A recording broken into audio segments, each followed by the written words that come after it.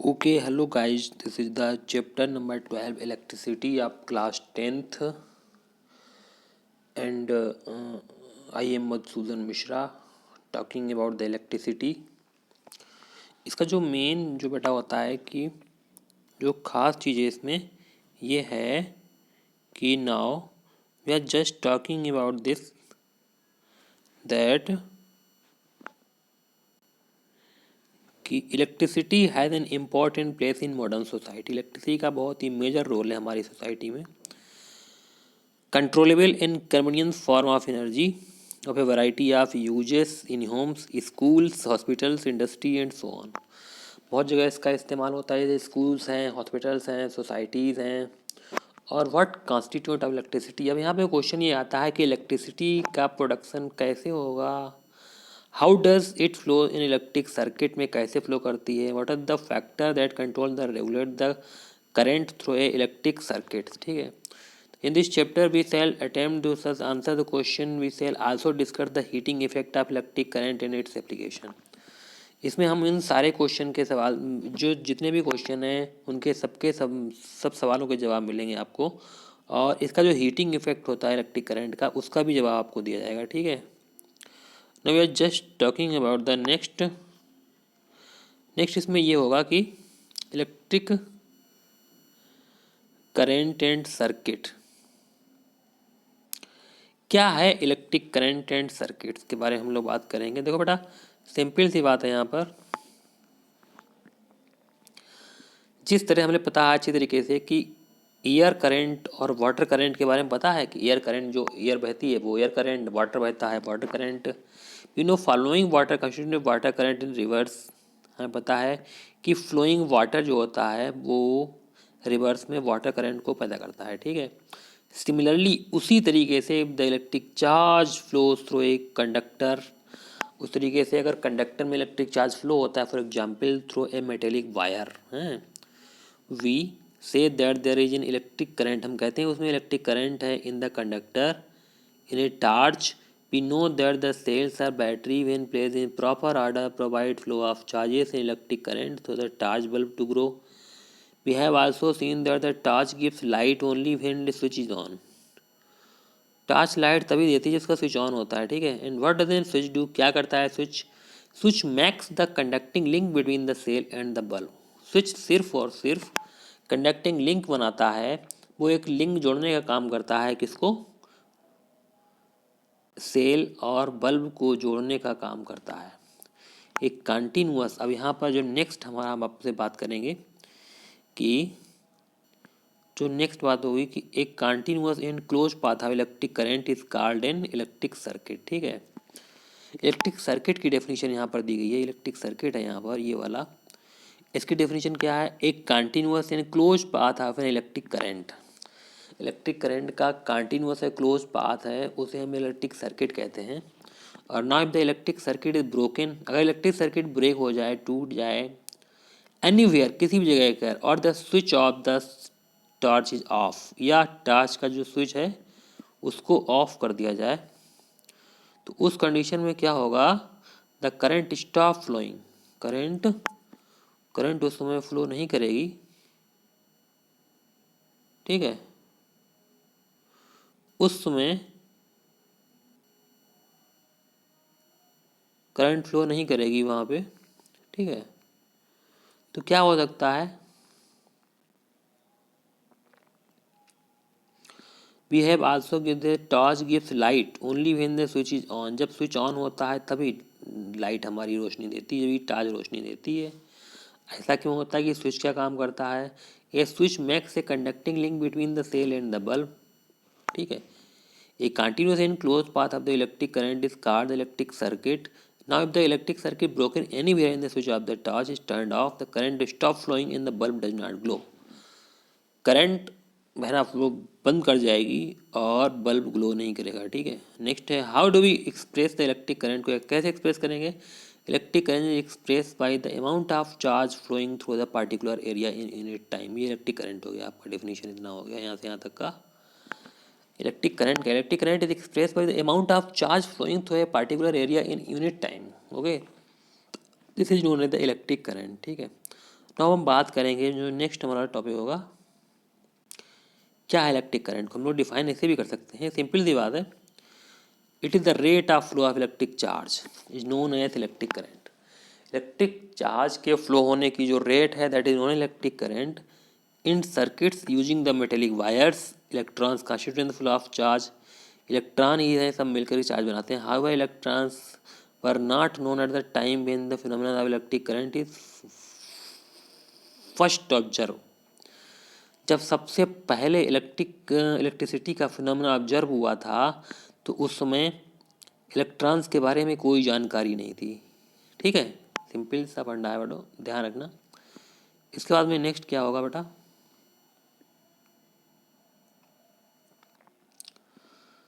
So electric current was consider to be the flow of positive charge and the, तो electric current है क्या, sorry, so electric current was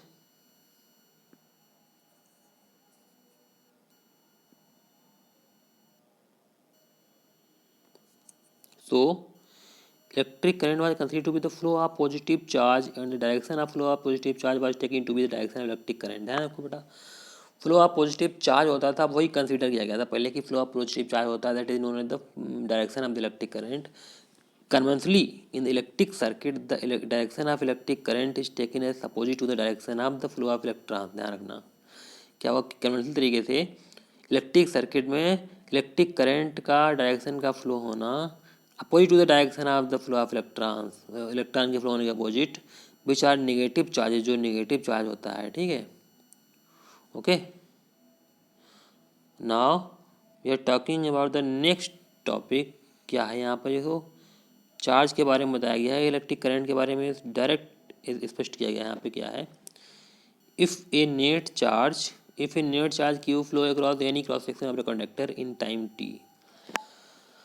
कोई भी net charge Q अगर flow होता है किसी भी क्रॉस सेक्शन में कंडक्टर के टाइम टी में, then the current I through the cross section I क्या होगा बेटा, यहाँ पर आई जो करंट होगा वो क्यू अपॉन टी होगा, flow of charge per unit time. Okay, ऐसा unit of charge is coulomb, which is equivalent to the charge contained nearly 6 × 10⁻18 electron.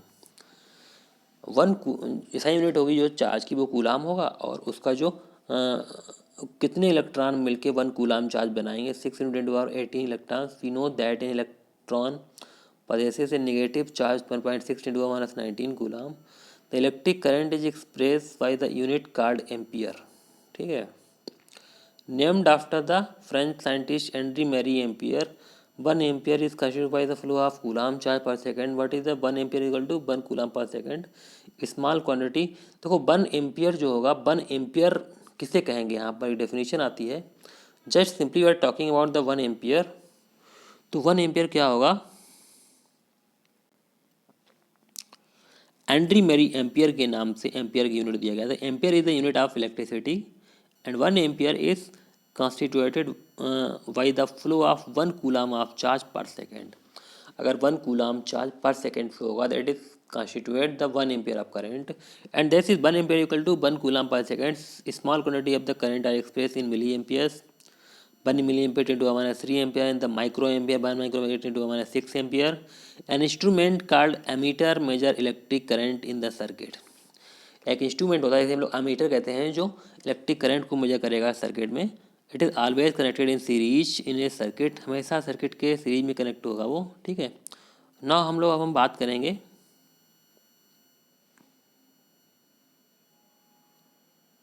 हाँ, हम लोग बात किए इसमें दिखाया गया है, शो किया गया है इसमें।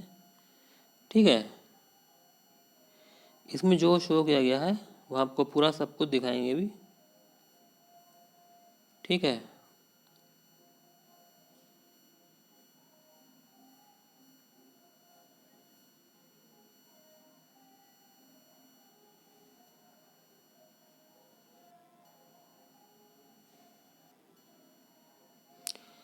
इसमें जो शो किया बेटा बिल्कुल साफ स्पष्ट शब्दों में कहा गया है 1 ampere equal to 1 coulomb per second. Small quantity of current ampere express milliampere, सब बता चुके हैं हम आपको। 1 माइक्रोएम्पियर 10⁻6 एम्पियर होता है, 1 मिली एम्पियर 10⁻3 एम्पियर होगा। और नेक्स्ट हम लोग बात करेंगे इसकी आगे,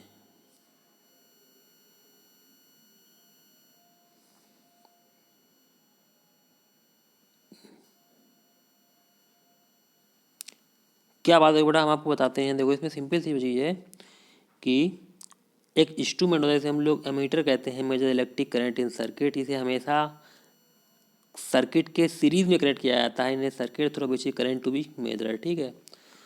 एमीटर एक करंट मेजरिंग इंस्ट्रूमेंट है और उसको हमेशा सीरीज में कनेक्ट किया जाता है। जैसे यहाँ पर ये सर्किट दिखाया गया है, ये सर्किट में आपको स्पष्ट दिखाई दे रहा होगा कि ये सर्किट बना हुआ है, यहाँ पर ये एम्पियर है, यहाँ पर ये एमीटर, सॉरी एमीटर लगा हुआ है, यहाँ पर ये आपकी की लगी हुई है, ये बैटरी है, ये बल्ब लगाया गया है, ठीक है।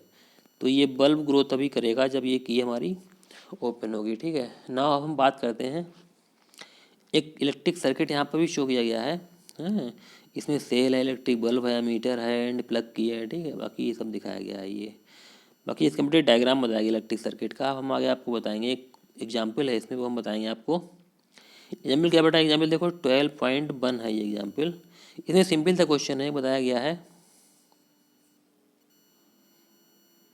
इस एग्जाम्पल में एक सिंपल सा क्वेश्चन बताया गया है कि एक current of 0.5 ampere drawn by A filament of electric bulb. एक फिलामेंट है इलेक्ट्रिक बल्ब का, वो 0.5 एम्पियर करंट ड्रा करता है फॉर द 10 मिनट्स तक। वो कितना 0.5 एम्पियर करंट ड्रा करता है। Find the amount of electric charge that flow through the circuit. अब वो कहता है कि इलेक्ट्रिक चार्ज क्या होगा। तो हमें पता है बेटा कि आई इक्वल टू क्या होता है, क्यू अपान टी। तो क्यू इक्वल टू क्या हो जाएगा, आई इंटू टी, ओके। ये फार्मूला लगा दो। करंट कितना है 0.5 एम्पियर, तो 0.5 इंटू टाइम कितना है 10 minute. 10 minute you convert into the second, 10 minute equal to 600 second होगा। तो 0.5 एम्पियर इंटू 600 सेकेंड करने को तो 300 कूलाम चार्ज आपका फिनिश होगा, यहाँ निकलेगा, ठीक है। अब इसमें जो नेक्स्ट क्वेश्चन है उसके बारे में बात करेंगे। यहाँ पे हैं एक दो क्वेश्चन, यहाँ पे वो बताते हैं हम आपको क्या है इसमें। कह रहा है कि what does N electric circuit mean. Electric circuit का मीन्स क्या, हमने आपको निशान लगाया था बीच में, इससे पहले बताया था। It is a close path in which the electric current is flow is known as electric circuit, ठीक है। Define the unit of current. Unit of, यहाँ unit of current is ampere and 1 ampere defined as when 1 coulomb of charge flow in the conductor through 1 second is known as the 1 ampere current, okay. This is the unit of the current, okay. Now calculate the number of electrons constituting 1 coulomb of charge। 1 coulomb of charge में कितने electron constituent होंगे बेटा, कितने electron मिल करके वो बनाएंगे। तो इसमें बताया गया है, इसमें ऐसे होगा देखो कि 1.6 10⁻⁻19 कूलाम चार्ज कैरी करेगा 1 electron, okay. Now 1 coulomb charge कितना करेगा, 1/1.6 इंटू 10⁻⁻19, ओके। इसको हम जब सॉल्व कर लेंगे तो ये आएगा आपका 6 इंटू 10⁻18 इलेक्ट्रॉन्स। इसको जब सॉल्व करेंगे 1/1.6 10⁻⁻19 को सॉल्व करेंगे तो इसके इक्वल टू निकल के 6 इंटू 10⁻18 इलेक्ट्रॉन कॉन्स्टिट्यूएंट करेंगे 1 coulomb of charge, okay. Now we talking about the next क्या है, flow of charge inside a wire. Inside a wire जो चार्ज फ्लो होता है वो due to the flow of electrons होता है, इलेक्ट्रॉन्स के फ्लो होता है, वो इसमें बताया गया है टॉपिक में। हम इलेक्ट्रिक पोटेंशियल या पोटेंशियल डिफरेंस के बारे में बात करेंगे। क्या होता है इलेक्ट्रिक पोटेंशियल या पोटेंशियल डिफरेंस, ठीक है। तो इसके जो बिल्कुल सही और क्लियर चीज़ है वो ये आती है यहाँ पर।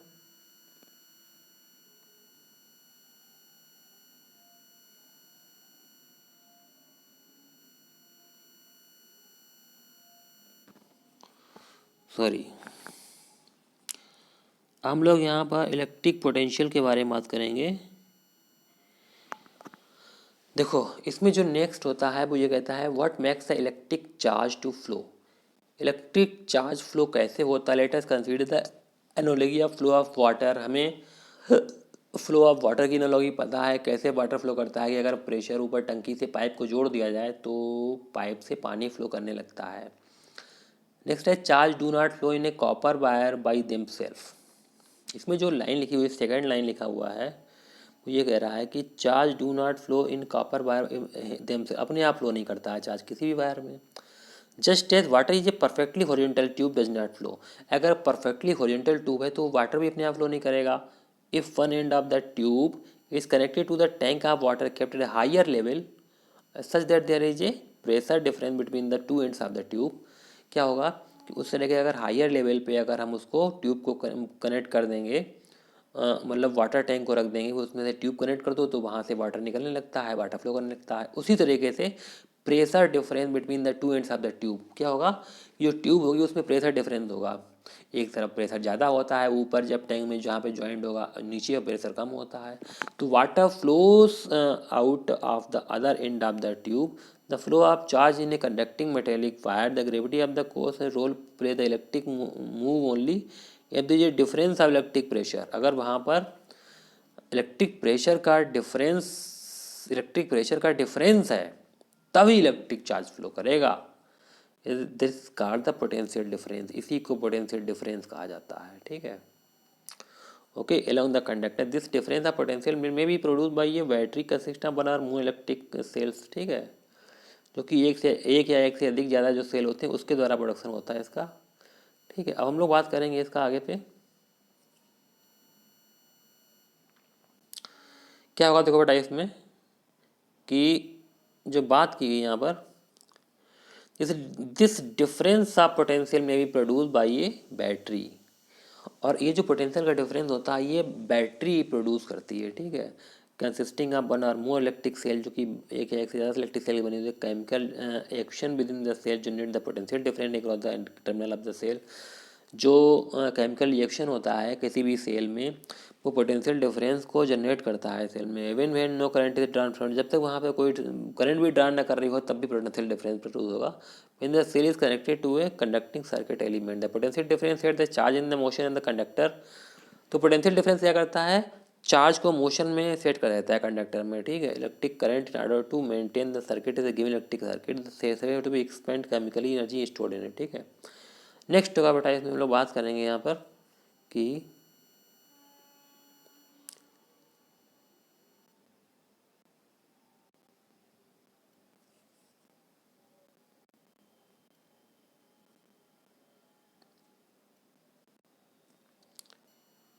हम लोग बात करेंगे beat he find the electric potential difference between the 2 points in an electric circuit carrying some current in the work to maintain a unit charge from one point to another. Electric potential difference की यहाँ पर सिर्फ definition बताई गई है कि 2 points in electric circuit carrying some current as the work done to move a unit charge from one point to another. Current carrying circuit में जो वर्क डन करना पड़ेगा एक यूनिट चार्ज को वन पॉइंट से दूसरे पॉइंट ले जाने में जो वर्क डन करना पड़ेगा, that is known as the electric potential difference. Okay, then potential difference equal to what, work done upon charge Q. तो वर्क डन करना पड़ेगा, okay, that is known as potential difference. तो V equal to क्या होगा, W upon Q. तो ये unit of electric potential volt होता है। आफ्टर द अलेजेंड्रो वोल्टा के नाम पे इसका नाम रखा गया था। एटेनियम पोजीशन ऑफ द, ओके बेटा। हम लोग बात करते हैं आगे की, इसके में क्या होता है।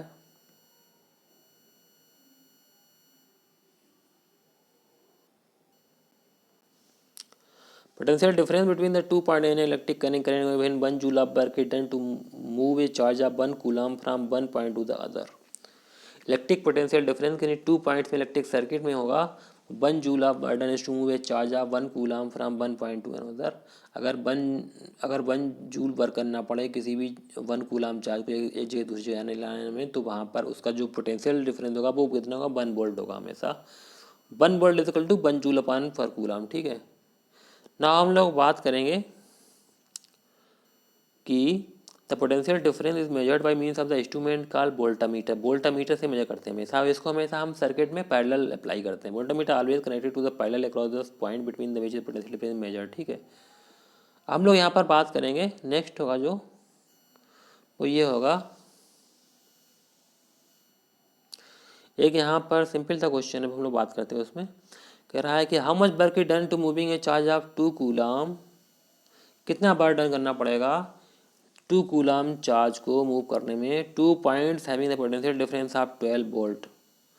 12 वोल्ट पोटेंशियल डिफरेंस है, उसको ले जाने में कितना बर्डन करना पड़ेगा। सोल्यूशन में क्या कर रहा है, amount of charge Q that flow between the 2 point potential difference be equal to 12 volt 2 coulomb है वहाँ पर। The amount of burden in moving the electric charge from equation कितना होगा, तो कह रहा है पोटेंशियल डिफरेंस कितना है, 12 वोल्ट है, बी 12 वोल्ट है, चार्ज फ्लो होता है 2 कूलम, तो कह रहा है अमाउंट ऑफ बर्डन कितना होगा। W is be equal to W हमें पता है सही से, हमने अभी बताया था कि v इक्वल टू बेटा क्या होगा, इसमें ऑप्शन में v इक्वल टू क्या होता है, डब्ल्यू पॉइंट क्यू होता है। यहाँ से w इक्वल टू क्या होगा, वी क्यू लगा दो, फार्मूला लग जाएगा यहाँ पे। और तो w equal to V Q लगा दो, यहाँ पर v कितना है 12 वोल्ट है और q 2 कूलम है, इनका मल्टीप्लाई करके 24 जूल आपका आंसर आ जाएगा। ठीक है,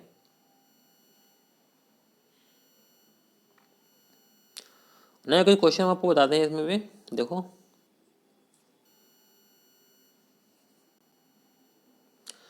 कह रहा है name the device that have the maintain the potential difference across a conductor. उस डिवाइस का नाम है पोटेंशियल डिफरेंस को मेंटेन करता है।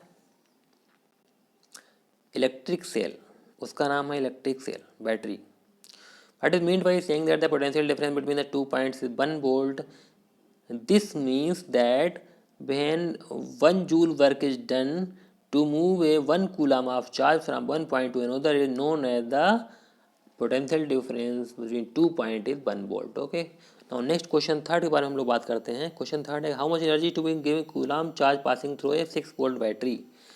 कितनी एनर्जी दी जाएगी अगर 1 कूलम ऑफ चार्ज पास होता है 6 वोल्ट बैटरी से। दैट इज़ एनर्जी का फॉर्मूला यहाँ पर सिंपल भाई अप्लाई हो जाएगा कि एनर्जी जो वर्क डन होगा वो कितना होगा, V और V इंटू क्यू। ओके, तो यहाँ से निकल जाएगा V कितना है 6 वोल्ट है और Q कितना है, each coulomb of charge, each coulomb of charge मतलब होगा 1 coulomb of charge, 6 into 1 that is 6 joule energy. Okay, answer होगा आपका 6 जूल। नवे टॉपिक और नेक्स्ट क्या होगा, अगला वाला डायग्राम सर्किट डायग्राम होगा। सर्किट डायग्राम में क्या हो जाएगा, इलेक्ट्रिक सर्किट में you know the electric circuit as shown in figure comprise in the battery. इसमें क्या क्या होगा देखो बताते हैं हम आपको।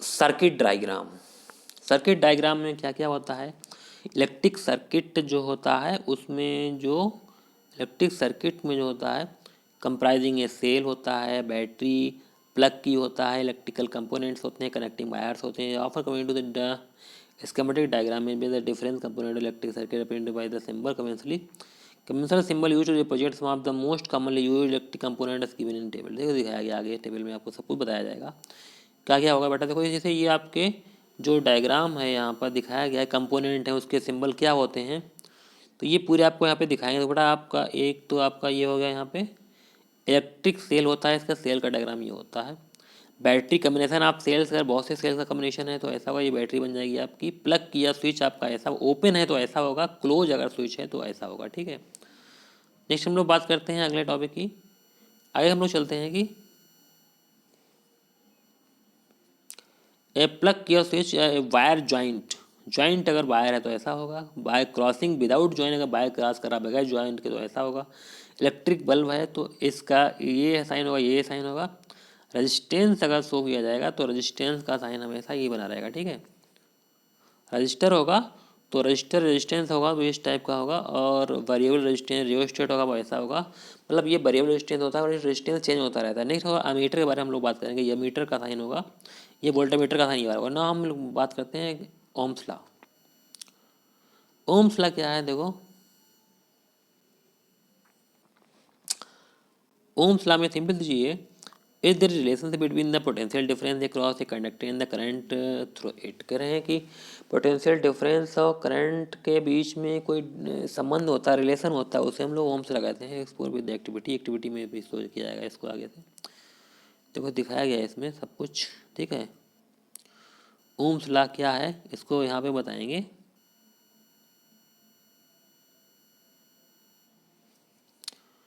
ओम्स लॉ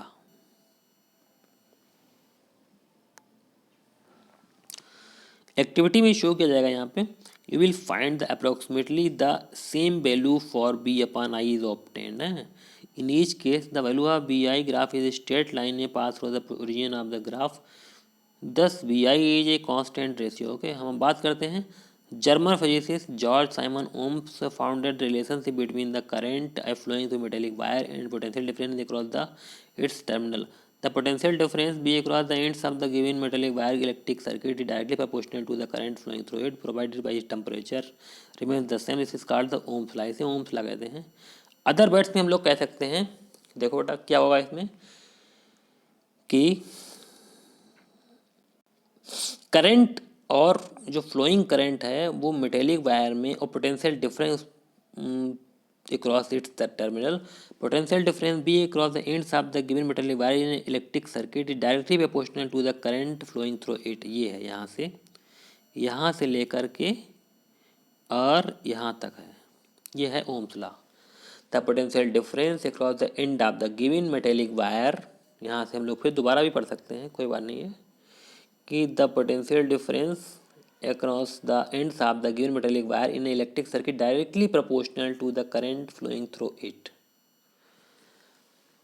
करंट फ्लो जितनी होगी उसके जो पोटेंशियल डिफरेंस होगा वो डायरेक्टली प्रोपोर्शनल होगा, provided by the temperature remain the same. Temperature उसका सेम होना चाहिए। This is called the Ohm's law. Ohm's law कहते हैं। इधर वर्ड क्या होगा, V directly proportional to I, V upon I is equal to constant होगा यहाँ पे, ठीक है। B directly proportional to I होगा, बी अपॉन आई कांस्टेंट होगा, इज ये आर जो कांस्टेंट होगा वो आर के बराबर होगा, तो वी इज इक्वल टू यहाँ पर आई आर हो जाएगा, ठीक है ना। I is constant for the given metallic wire at is given temperature is called the resistance. It is the property of conductor to resist flow of charge. Okay, हम लोग बात करेंगे नेक्स्ट जो होगा वो आगे वाला होगा, ये आपका ओम्स लॉ यही है, ठीक है, कि B is directly proportional to I. Okay, this is known है ओम्स लॉ, इसे हम लोग ओम्स लॉ कहते हैं, ठीक है। सिंपल सी चीज़ है बेटा। और वी अपॉन आई कर देंगे तो ये constant, that is R, V is equal to I R. Okay, ठीक है। तो बात करते हैं नेक्स्ट टॉपिक की। तो एस आई यूनिट क्या होगी, रेजिस्टेंस की ओम होती है, represented by the Greek letter, इसे ओमेगा द्वारा दिखाते हैं ग्रीक लेटर से। ओम्स लॉ क्या है, R is equal to B upon I, potential difference two ends of a conductor 1 volt, the current through a 1 ampere and the resistance of the conductor कितना होगा, 1 ohm होगा, ठीक है। तो 1 ohm resistance क्या होगा, अगर कंडक्टर में 1 वोल्ट का पोटेंशियल डिफरेंस अप्लाई है और 1 एम्पियर की करंट फ्लो कर रही है तो उसका जो रेजिस्टेंस होगा तो 1 ओम होगा, that is 1 ohm is equal to 1 volt upon 1 ampere, ठीक है। ये वाला हो जाएगा, ये इसका रिलेशनशिप होगा। आल्सो फ्रॉम इक्वेशन जैसे में I is equal to B upon R भी हो सकता है, ठीक है।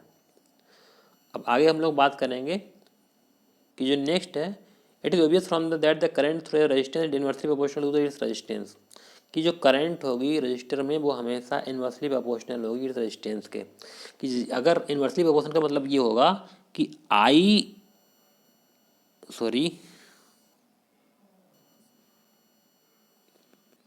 इसका मतलब ये होगा कि I is inversely proportional to R. R increase होगा तो आई डिक्रीज होगी, करंट कम हो जाएगी। रेजिस्टेंस की वैल्यू अगर बढ़ेगी, अगर सर्किट में रेजिस्टेंस किसी वायर का रेजिस्टेंस ज़्यादा है तो उसमें करंट कम फ्लो कर देगी, ये ध्यान रखो हमेशा भी। इफ़ द रेजिस्टेंस डबल्ड, अगर रेजिस्टेंस डबल हो जाएगा, the current gets half, current आधी हो जाएगी। रेजिस्टेंस अगर डबल कर दोगे, रेजिस्टेंस कितना कर दो, डबल कर दो, आ रहा है यहाँ पे हमने 2R कर दिया तो करंट कितना हो जाएगा, 1/2R हो गई, तो 2R मतलब आधी हो गई करंट, ठीक है। Okay, now the component used to regulate current without changing the voltage source is called the variable resistance, ठीक है।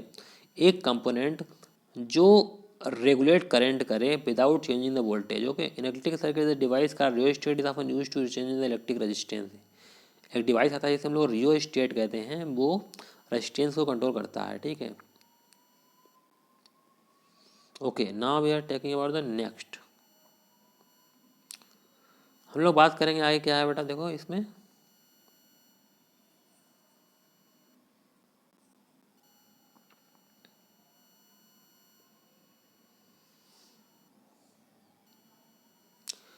Motion of electron in electric circuit constitute the electric current, ठीक है।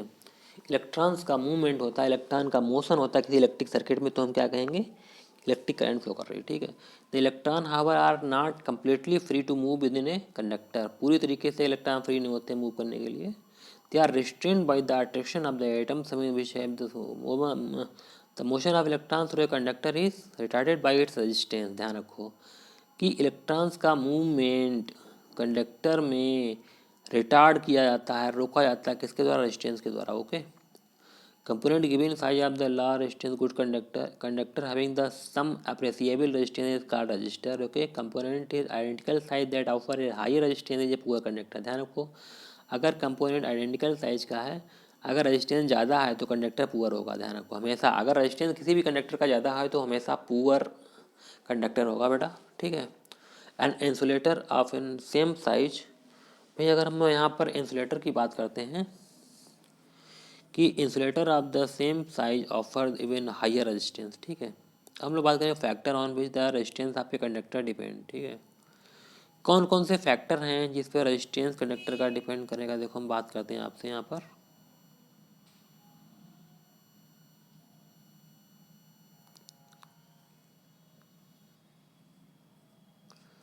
ओके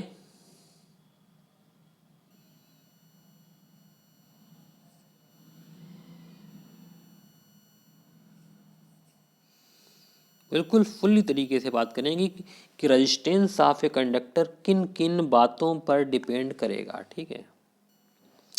हम बात करेंगे resistance of a conductor it depend on its length in area of cross section, ठीक है। Length पे डिपेंड करता है और एरिया ऑफ क्रॉस सेक्शन पे डिपेंड करेगा, and on the nature of the material, और जिस मटेरियल का वायर बना होगा उस पर डिपेंड करेगा, ठीक है। Precise measurement have the resistance of uniform resistance conductor directly proportional to the length, okay. Resistance uniform metallic conductor है उसको डायरेक्टली प्रोपोर्शनल होगा उसकी लेंथ के, and inversely proportional to the area of cross section होगा। तो R directly proportional to L, मतलब ये directly proportional का मतलब बेटा ये होता है कि अगर एल बढ़ेगा तो आर भी बढ़ेगा, यही डायरेक्टली प्रोपोर्शनल है, ठीक है। और अगर inversely proportional to area of cross section दिया गया है तो ये इनवर्सली प्रोपोर्शनल है। तो इनवर्सली प्रोपोर्शनल मतलब क्या होगा कि अगर ए बढ़ेगा, अगर एरिया ऑफ क्रॉस सेक्शन बढ़ेगा तो आर की वैल्यू कम हो जाएगी, और आर अगर कम हो जाएगा तो करंट की वैल्यू बढ़ जाएगी। रेजिस्टेंस अगर कम हो जाए, एरिया ऑफ क्रॉस सेक्शन किसी वायर का ज़्यादा होगा तो उसमें रेजिस्टेंस कम होगा और 100% उसमें करंट ज़्यादा होगा, ठीक है। तो मोटे वायर में पतले वायर की तुलना में करंट हमेशा ज़्यादा होगा जब उसकी लेंथ दोनों की बराबर होता, ओके। आप समझ गए होंगे क्योंकि R directly proportional to L भी होता है, अगर लेंथ ज़्यादा होगी तो रेजिस्टेंस ज़्यादा होगा, रेजिस्टेंस ज़्यादा होगा तो करंट कम होगी, ठीक है। एरिया अगर ज़्यादा है तो रेजिस्टेंस कम होगा, रेजिस्टेंस कम होगा तो करंट ज़्यादा होगी, ओके ना। हम अब इन इक्वेशन जो बताए गए हैं डायरेक्टली प्रोपोर्शनल वायर, अगर हम लोग कंबाइंड करेंगे तो क्या आता है कि R inversely or directly proportional L upon A आएगा यहाँ पर, ठीक है। तो आर इज इक्वल टू, या प्रोपोर्शनलिटी कांस्टेंट को हम लोग हटाएंगे यहाँ से, तो ये क्या हो जाएगा, R is equal to rho L upon A आता है, ठीक है। यहाँ पर रो है resistivity of the conductor, okay. L is the length of the wire, A is the area of cross section of the wire, R is the resistance of the wire, in rho is the resistivity of the conducting wire होगा, ठीक है ना। हम लोग बात करेंगे next topic, उसमें क्या होगा देखो,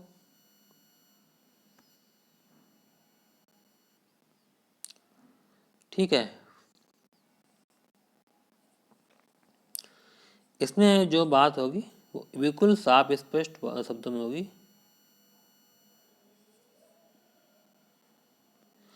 रो, rho is constant of proportionality and is called the electrical resistivity of the material, okay.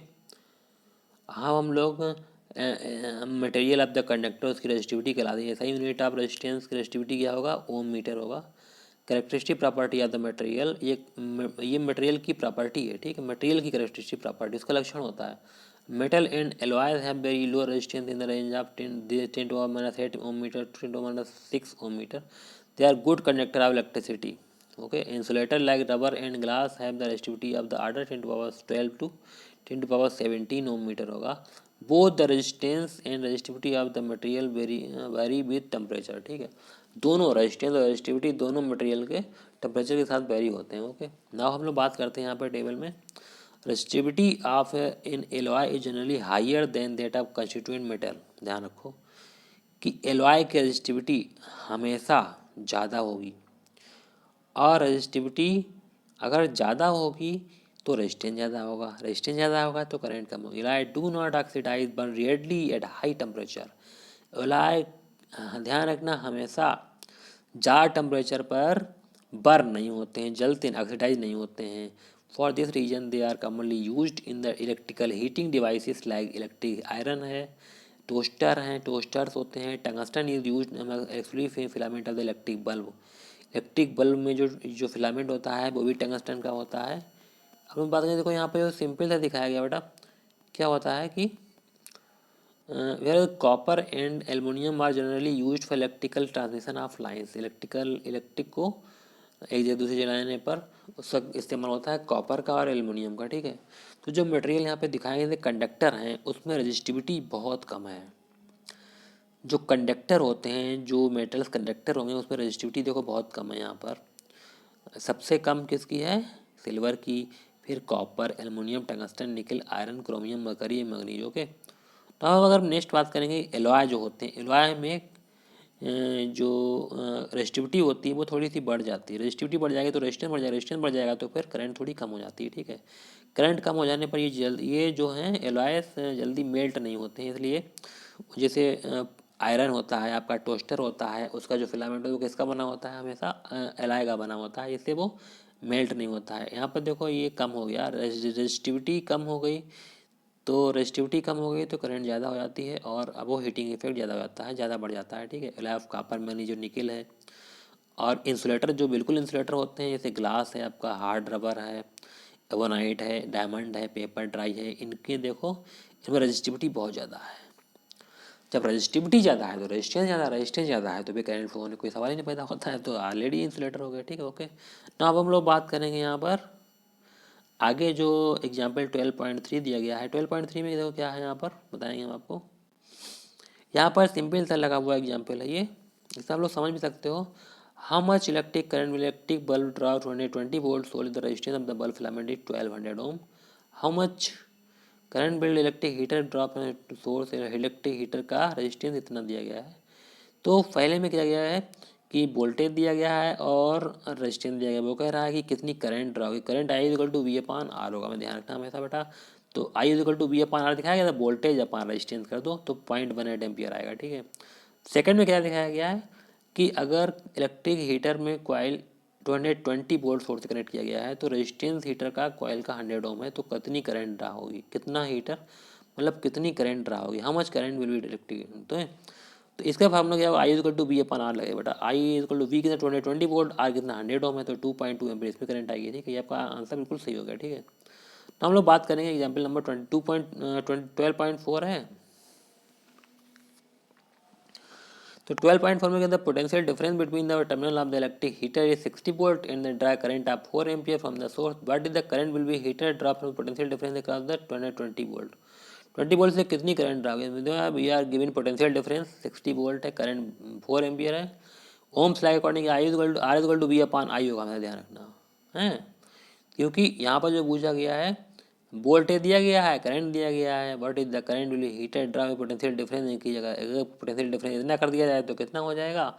तो अगर हम रजिस्टेंस फाइंड कर लेंगे तो करंट कितना होगा? I equal to B upon R, 120/15 लगा तो 8 एम्पियर आ जाएगी करंट, ये आपका आंसर हो जाएगा। ठीक है, ना हम लोग बात करते हैं नेक्स्ट की, एग्जाम्पल में 12.5 की बात करते हैं। 12.5 में सिंपल सा वही बताया गया है, क्या बताया गया?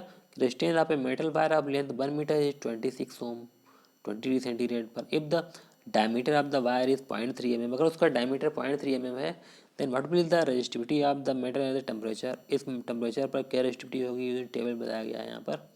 तो सिंपल सी बात है कि सोल्यूशन में रेजिस्टिविटी रेजिस्टिविटी क्या होता है? रो कहाँ से निकलेगी?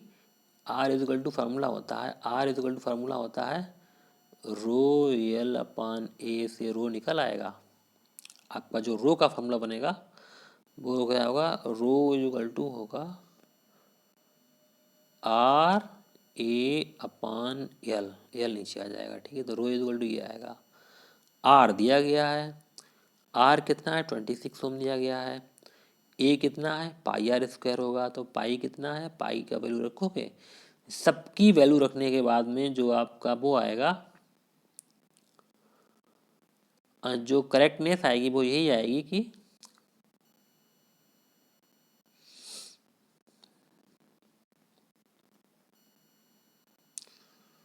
जो करेक्टनेस आएगी वो वही आएगी कि हम लोग अब बात करते हैं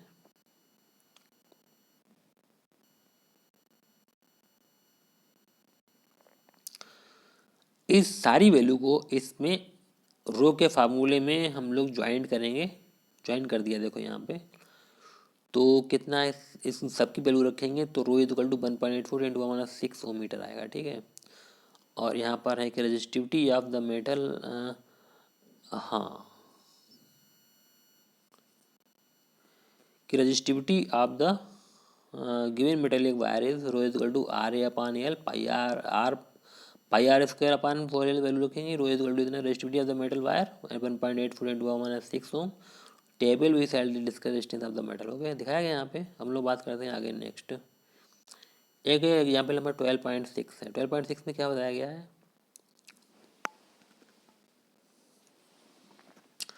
जो 12.6 बताया गया है, वायर ऑफ गिवन मटेरियल हमें लेंथ है, एरिया क्रॉस सेक्शन है, रेजिस्टेंस 4 ओम है, ठीक है। तो 4 ओम रेजिस्टेंस के बारे में बताया गया है। What would be the resistance of the another wire of the same material having the length L/2। Length L/2 हो गई, area of cross section double हो गया, तो रेजिस्टेंस कितना हो जाएगा, ये L/2 हो गया और area of cross section double हो गया। तो रेजिस्टेंस पहले वाले का कितना हो जाएगा, 1/4 हो जाएगा। तो पहले वाले का कितना है, 4 इंटू 1/4, ओके। तो ये कितना आएगा बेटा, 1 ओम रेजिस्टेंस आएगा। देखो 1 ओम आया आंसर, हाँ ओके। देखो आंसर इज 1 ओम आ गया, क्योंकि 1/4 of the resistance of the first, okay. R2 find करेंगे तो 1/4 of the first resistance, that is R2 is equal to क्या हो जाएगा, 1/4 इंटू 4 से 4 cancel, that is 1 ohm answer आ जाएगा, ठीक है। अगर किसी बच्चे को समझ में ना आए, इसको मान लो पढ़ो, तो आप ऐसा करना कि आप एक नंबर हम आपको दे रहे हैं कॉन्टैक्ट नंबर, उससे भी कॉन्टैक्ट कर सकते हो। 6386664783 पे फ़ोन करके, या इस पे व्हाट्सएप कर सकते हो, इस नंबर पे व्हाट्सएप करके भी हमसे जुड़ सकते हो इस नंबर पे। और हमसे आप कोई भी क्वेश्चन, कोई भी प्रॉब्लम अगर इसमें आती तो आप डिस्कस कर सकते हो। 6386664783 हमारा कॉन्टैक्ट नंबर है इसमें, ठीक है। इसलिए क्वेश्चन समझ में ना आए तो हमसे कॉन्टैक्ट कर सकते हो, तो हम आपको लाइव भी बता देंगे, लाइव समझा देंगे, ठीक है, ऐसी कोई बात नहीं है। तो हम लोग बात करते हैं नेक्स्ट टॉपिक की, ओके।